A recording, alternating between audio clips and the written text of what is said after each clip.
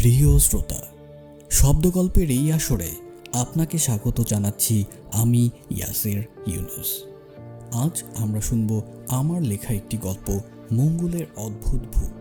গল্প পাঠে আমি ইয়াসির, রাকিবুল ইকবাল জিসান এবং জিহাদ আল মেহেদি। আজকের গল্পটি কি নিয়ে তা বলা একটু আমার জন্য কঠিন। হতে পারে গল্পটি একটি সায়েন্স ফিকশন, আবার হতে পারে গল্পটি একটি কমেডি, অথবা দুটোর সমন্বয়। আমাদের প্রচেষ্টা ভালো লাগলে চ্যানেলটি সাবস্ক্রাইব করবেন, কমেন্টে মতামত জানাবেন এবং গল্পটি সামাজিক যোগাযোগ মাধ্যমে শেয়ার করবেন।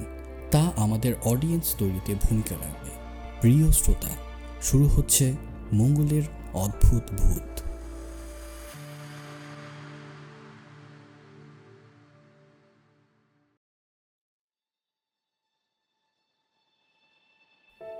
সময় 2099 সাল। আর মাত্র কিছুদিন পরেই পৃথিবী প্রবেশ করবে নতুন এক সভ্যতায়। প্রযুক্তির মহা আবিষ্কারে মানুষ এখনও আকাশগঙ্গা ছায়াপথের সবচেয়ে বুদ্ধিমান প্রাণী। এ পৃথিবী থেকে ভূতেরা বিদায় নিয়েছে প্রায় 50 বছর হতে চলল। ভূতেরা এখন মঙ্গল গ্রহে রাজত্ব করছে। ভূতেরা পৃথিবী থেকে যে কটি কারণে বিদায় নিয়েছে তার মধ্যে শব্দ দূষণ অন্যতম। আজে বাজে ফ্রিকোয়েন্সির শব্দ ভূতেদের একদমই সহ্য হয় না। আজ থেকে 50 বছর আগে মানুষ যখন সবেমাত্র মঙ্গলকে নিজেদের নতুন ঠিকানা করার কথা ভাবতে শুরু করেছে, ভূত জনগোষ্ঠী সদল বলে মানুষের দখলের আগেই নতুন বাসস্থান হিসেবে মঙ্গলকেই বেছে নিল।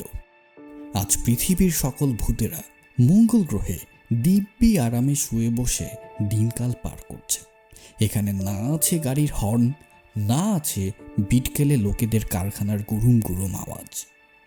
এমনই এক অতি অন্ধকার ঘোর অমাবস্যায় মঙ্গল গ্রহে যখন ভূতেদের উৎসব চলছে, কয়েকটা মাথা মোটা রোবটকে মঙ্গল গ্রহে ঘুরতে দেখা গেল। ভূতেরা তাতে অতিশয় বিরক্ত হলো। ভূতেরা রোবটগুলোকে পাত্তা না দিয়ে অমাবস্যা পালন আবার শুরু করলো। কিন্তু রোবটগুলো এত হাই ফ্রিকোয়েন্সির শব্দ করছিল যে সাজু নামের ভূতটার মাথা বিগড়ে গেল। বেচারার এমনিতেই একটু রকচটা, দুম করে একটা রোবটের মাথায় লাথি মেরে বসল। অমনি রোবটটা ভেঙে গড়াতে গড়াতে মঙ্গলের মাটিতে আছড়ে পড়ল। রোবটটার মাথায় তখনও এলইডি আলো জ্বলছে। আস্তে আস্তে বাতিটিও নিভে গেল। রোবট লাথি মারার পরদিন পৃথিবীর নাসায় বড় স্ক্রিনে বিজ্ঞানীদের একটি দল দেখতে পেল কথা নাই বার্তা নাই কিসের যেন আঘাতে একটি রোবটের মাথা খুলে পড়ে গেল। উৎসুক বিজ্ঞানী জনতা কয়েকবার ফুটেজ চেক করার পরেও যখন কোনো কিছু দেখতে পেল না, সবাই একটু ঝিমিয়ে পড়ল। সেই ঝিমানো অবস্থাকে ফু দিয়ে তরুণ বিজ্ঞানী ফুসু চিৎকার করে বলে উঠল, এলিয়েন! অমাবস্যা পালন শেষ করে ভূতেরা যখন ক্লান্ত, মঙ্গলের এক ভারতীয় ভূতকে চিন্তিত গলায় বলতে শোনা গেল, ভাব সব সাফ নেহি হ্যায়। ভারতীয় ভূতটার নাম সুধীর। ভূত লোকটির বুদ্ধি বিবেচনা বরাবরই ভালো, তাই অন্য ভূতেরাও একটু মনোযোগ দিল। সুধীর বলল, মানুষ দল বল নিয়ে মঙ্গলে আসতে চাইছে, এজন্যই সব যাচাই করতে রোবট পাঠিয়েছে। কথাটা প্রায় সবারই যুক্তিযুক্ত মনে হলো। বেশ ভাবনায় ডুবে রইল ভূতেদের দল। প্রায় কয়েক ঘন্টা এভাবেই কেটে গেল। সুধীর ভূত খানিক বাদে আবার মাথাচাড়া দিয়ে উঠল। কমিউনিকেশন করতে হবে। কথা শুনে ভূতেদের সবাই তখন সুধীরকে ঘিরে বসল। ভূতেদের রাজা টাজা কেউ নেই, সবাই মিলে গণতান্ত্রিক পদ্ধতিতে যেটা সিদ্ধান্ত হয় সেটাই বাস্তবায়িত হয়। সুধীর সবাইকে বোঝাতে লাগলো, পৃথিবীতে সিগন্যাল পাঠাতে হবে যে আমরা মঙ্গল গ্রহের দখলে আছি। শান্তিপূর্ণ বার্তা, এখানে কোনো হাঙ্কি পাঙ্কি চলবে না। ঠিক ঠিক ঠিক, no hanky panky in Mars. Japanese একটা ভূত বলল, কিন্তু কিভাবে এই সিগন্যাল পাঠানো যায়? আমাদের মাঝে কি নাসার কোনো সায়েন্টিস্ট নেই? আমরা যখন পৃথিবী থেকে রওনা দিলাম একজন তো বোধ করি ছিল। তার কথাতেই তো আমরা 2 দিন চাঁদে জিরিয়ে তারপর মঙ্গলে এলাম। আলবার্ট না কি যেন নাম, সে কোথায়? অনেক খোঁজাখুঁজির পর আলবার্টকে হাজির করা হলো। আলবার্ট নিরীহ প্রকৃতির ভূত। ছোটবেলা থেকে আলবার্ট আইনস্টাইন নামক বিজ্ঞানীর ভক্ত হবার কারণে সবাই তাকে আলবার্ট বলে ডাকে। আলবার্ট মাথা চুলকিয়ে বলল, এসব কি আমার পক্ষে সম্ভব? 50 বছর আগের প্রযুক্তি আর আজকের প্রযুক্তির মধ্যে যে কি বিশাল তফাৎ! আর এই গ্রহে এসে আমি তো বিজ্ঞান চর্চা ছেড়েই দিয়েছি। আমার দ্বারা এ কর্ম হবে না। সাজু ভূত রেগে বলল, একটা লাথি দিলে সুরসুর করে বের হবে। তুই বানাবি ট্রান্সমিটার। এই নে, ভাঙা রোবটের হাড্ডি গুড্ডি আর মাথা, যেভাবেই হোক ট্রান্সমিটার তোকে বানাতেই হবে। আলবার্ট পড়ল ফ্যাসাদে। এ কি বিপদ! নিরীহ আলবার্ট সবার চাপে দায়িত্ব গ্রহণ করল সত্যি, তবে মনে মনে নিজেও ভরসা পেল না। আরও 2 অমাবস্যা কেটে গেল। বেচারা আলবার্ট এর মধ্যে বহু কষ্টে একটা ট্রান্সমিটার বানিয়েছে। যন্ত্রটা ভূতেদের কথা তরঙ্গ করে পৃথিবীর মানুষের কাছে পৌঁছে দেবে।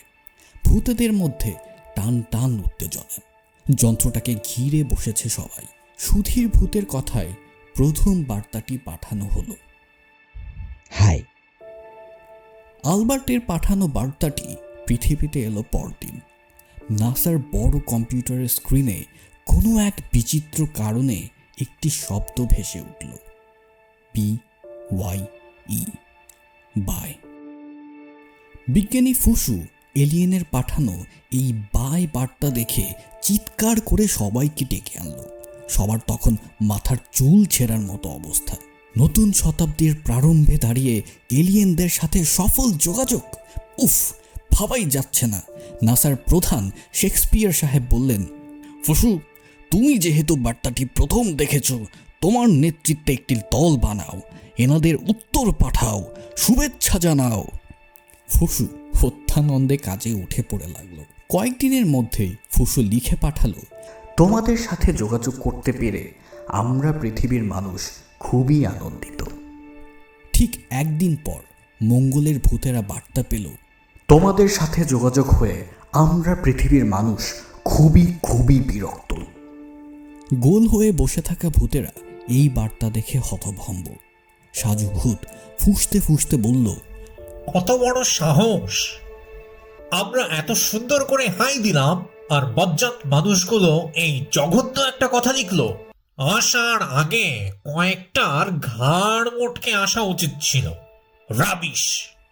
ভূত সমাজ সহমত পোষণ করল। সুধীর ভূত বলল, আলবার্ট, এবার একটা ভালো কথা লিখে দাও।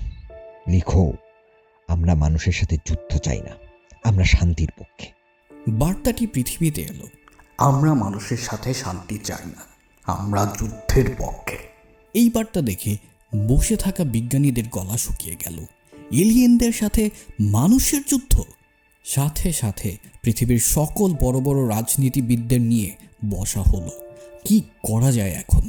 কে জানে এলিয়েনরা সংখ্যায় কত, শক্তিতে কেমন? তবে কি মানব সভ্যতার এখানেই সমাপ্তি? মানুষেরা আবার বার্তা পাঠালো, আমরা পরাজয় স্বীকার করছি, দয়া করে পৃথিবীতে আসবেন না। মঙ্গলে বসে আলবার্ট বার্তাটি পড়ল, আমরা ডরাই না, সাহস থাকলে পৃথিবীতে আয়। সাজু ভূত আবার চিৎকার করে বলল, গরু ছাগলের জাত, অসভ্যের জাত, হাউ ডেয়ার দে! আলবার্ট, কোথাও কি কোনো ঝামেলা হচ্ছে? সবকিছু কি ঠিক আছে? আলবার্ট মাথা চুলকে বলল, ঠিক ধরতে পারছি না। ঠিক আছে, মানুষরা যদি মঙ্গল আক্রমণ করার সিদ্ধান্ত নেয়, তাহলে আমাদেরও প্রস্তুতি গ্রহণ করতে হবে। তবে তার আগে একটু পৃথিবী থেকে আমি ঘুরে আসি। তাদের প্রযুক্তির কি অবস্থা সেটা আমাদের বুঝতে হবে।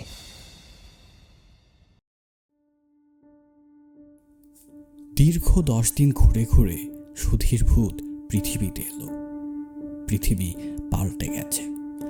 মানুষের মাঝে আজ সুখ নেই। কার্বনে ভরে গেছে সব দেশ। মানব শিশুর কোনো ভবিষ্যৎ নেই। মানুষের মধ্যে রোগের শেষ নেই। এ পৃথিবী বসবাসের অযোগ্য। নাসাতে এসে সুধীর দেখল ভুল বোঝাবুঝি তৈরি হয়েছে এখানেও। তাদের পাঠানো সকল বার্তা কোনো এক যান্ত্রিক কারণে বিপরীতভাবে পৌঁছায়, এবং মানুষের পাঠানো বার্তাও তাই। নিশ্চয়ই আলবার্টের কোনো ভুল হয়েছে যন্ত্র বানাতে। সুধীর সব দেখে শুনে মঙ্গলের উদ্দেশ্যে ফিরে চলল। মঙ্গলে ফিরেই সুধীর ভূত ট্রান্সমিটার নিয়ে বসল। আজ এমন এক ভয়ঙ্কর বার্তা সুধীর লিখল, তা দেখে আলবার্ট চমকে উঠল। সেই সাথে দেয়া হলো এক অদ্ভুতুরে শর্ত। বার্তাটি পাঠিয়ে মঙ্গলের ভূতেরা আর কোনো দিনই মানুষের সাথে যোগাযোগ করল না। পৃথিবী থেকেও এলো না আর কোনো উত্তর।